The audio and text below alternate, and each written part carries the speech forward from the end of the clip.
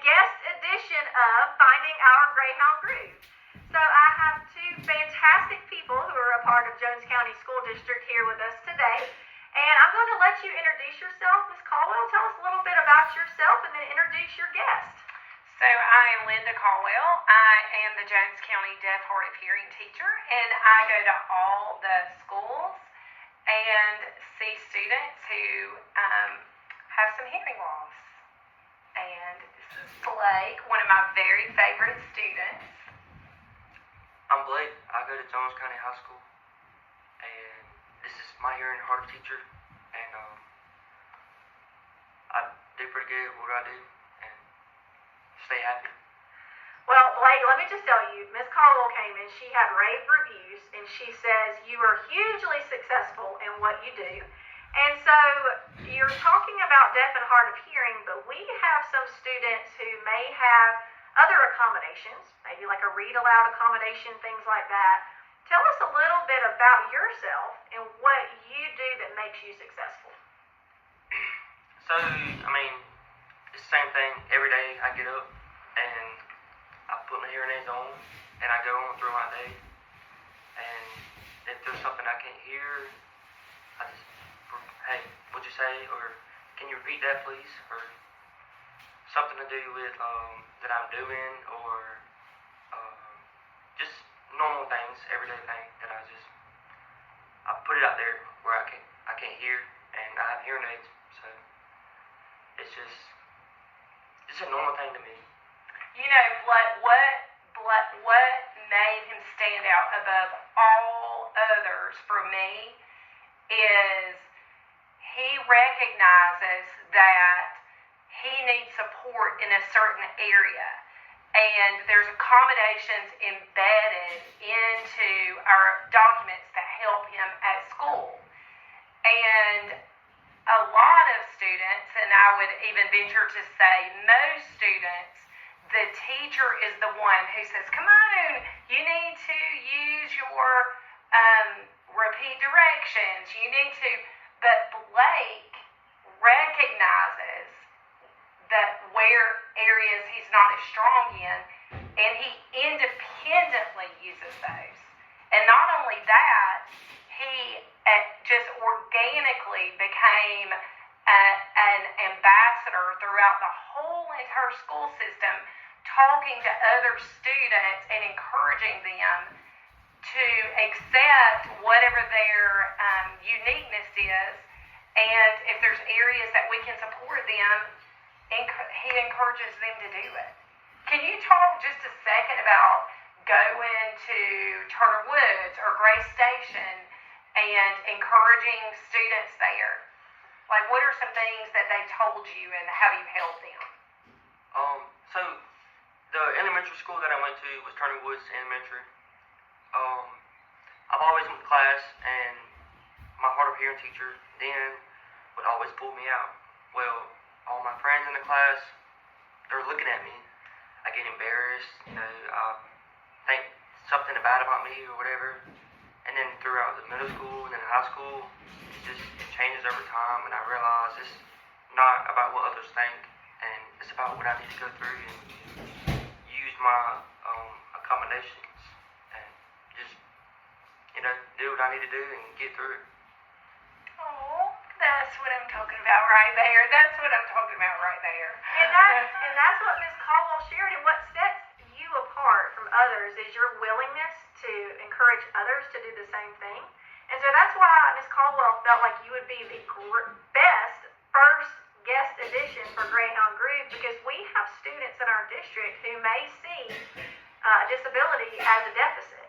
And what I'm hearing you say is that up front, you say deaf and hard of hearing is a part of who I am, and it's nothing to be embarrassed about. And because I know that's a part of who I am, I'm going to use what I know about myself to make sure I show up as the best version of myself. Right. And that's what makes you successful. And I think from that lens, you really are like an advocacy ambassador for other students. And so the question I have for you is, if you encountered other students in our district right now who said, I have this that I have to deal with. Maybe I have attention deficit hyperactivity disorder or ADHD, and I know that I have a hard time paying attention or sitting still for extended periods of time because this is true about myself. It's not a deficit, it's just part of who I am. And they feel embarrassed about talking about that or saying what they need to be successful. What might you say to that student? I mean, to that student who really can't keep themselves still and concentrate on what they need to do and get through, it's just, there's some things you need to put to the side, and you just need to focus on what you got to do, and just,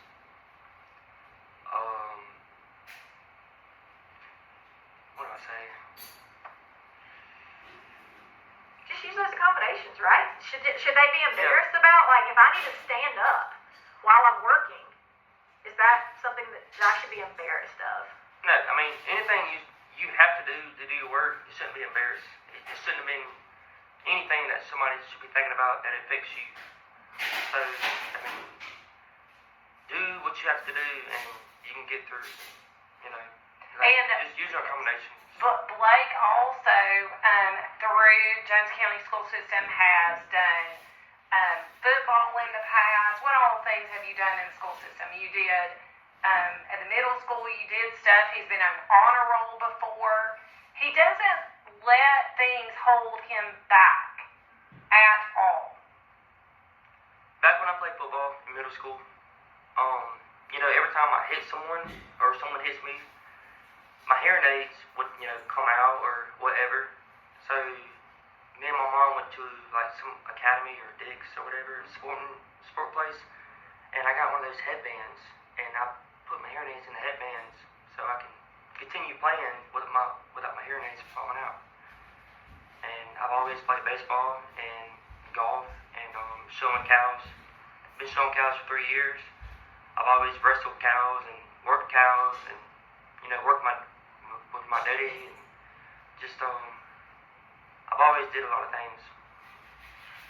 Right, and so, and ADHD is just one example, but there are a number of different things that our students may face. And what I'm hearing you say is that you don't say, I can't because of being deaf and hard of hearing. I can because I'm willing to do what it takes to ensure that I'm successful. And you know, that's called grit. And research tells us that's the number one indicator for long-term success. And that's why I feel like it's so valuable to showcase what you do so that other students can advocate for those same things. That's something that not everybody has in place. So it's our goal for Jones County School System graduates to be employed, enrolled in an institution, or enlisted in the military when they graduate. So what's your post-graduation game plan? I'm looking forward to be at least employed, if not be the employer. I've always wanted to be one of the top wealthier people. It's just something I've been dreaming of. It's my big dreams. And have a family and move on and just have life. Be happy. Fantastic. So it sounds like you're not just building the skills you need from your classes and the content that you're learning, but also you're developing skills that will carry with you all the way through and help you reach that goal. And that's a pretty lofty goal, and I think you'll reach it because you have those strategies in place. This is fantastic. Is there anything else that you all want us to think about as we move forward as a district to think about how we can advocate for ourselves through the lens of diversity and our unique features that each of us possess? What is there anything else you want to share with the district?